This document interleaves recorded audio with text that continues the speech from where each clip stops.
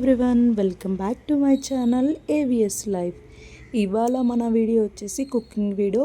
కంది పచ్చడి ఎలా చేయాలో చూసుకుందామా. టేస్టీగా ఈజీగా ఎలా చేయాలో చూద్దాం. ఫస్ట్ ఒక మోకడి కానీ గిన్నె కానీ పెట్టుకొని 2 గుప్పెళ్ళు కందిపప్పు వేసి కొంచెం వేయించుకోవాలి. కొంచెం వేయించుకున్నాక మినపగుళ్ళు కూడా టేస్ట్కి తగ్గట్టు మినపగుళ్ళు కానీ మినపప్పు కానీ ఏదైనా వేసుకోవచ్చు. వేసి అవి కొంచెం వేగాక అవి అయిపోయిన తర్వాత శనగపప్పు కూడా కొంచెం వేసుకొని ఈ 3 కలిపి బాగా వేయించుకోవాలి. ఈ వీడియోలో చూపించిన విధంగా కలుపుతూ ఉండాలి, లేకపోతే మాడిపోతే టేస్ట్ మారిపోతుంది. బాగా రోస్ట్ అయిన తర్వాత ఈ రోస్ట్ అయిపోయాక పక్కన పెట్టేసి కొంచెం నీళ్ళల్లో కొంచెం చింతపండు నానబెట్టుకోవాలి. అవి పక్కన పెట్టుకొని అదే మూకుల్లో ఎండుమిరపకాయలు స్టవ్ వెలిగించి వేసుకొని మీ కారానికి తగిన ఎండుమిరపకాయలు వేసుకొని దాంట్లో కొంచెం నూనె వేసుకొని అవి కొంచెం వేయించాలి.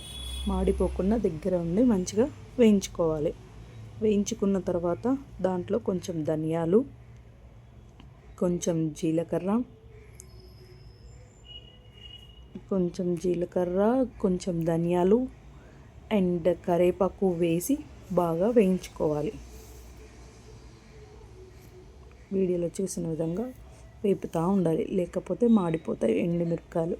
అవి మొత్తం బాగా వేయించాక లాస్ట్లో మీకు టేస్ట్కి తగినంత ఉప్పు, మేము ఉప్పు గల్లు వేసుకుంటున్నాం, మీకు అవి తెలియకపోతే ఉప్పు వేసుకొని వేయించుకోవాలి. అది వేయించిన తర్వాత ఇదంతా తీసుకొని మిక్సీ గిన్నెలో వేసి మెత్తగా గ్రైండ్ చేసుకోవాలి. మెత్తగా మిక్సీ పట్టుకోవాలి. ఫస్ట్ వేయించిన మిరపగుళ్ళు అండ్ ఈ ఎండుమిరపకాయలు అంతా కలిపి మిక్సీ చేయాలి. మెత్తగా మిక్సీ పట్టాక ఒకసారి తిప్పిన తర్వాత ఒక 5 నుంచి 6 ఎల్లిపాయలు తీసుకొని ఒలుసుకొని దాంట్లో వేసుకోవాలి. ఇప్పుడు మళ్ళీ ఇందాక నానబెట్టిన చింతపండు కూడా తీసి కడిగి దాంట్లో వేసుకోవాలి.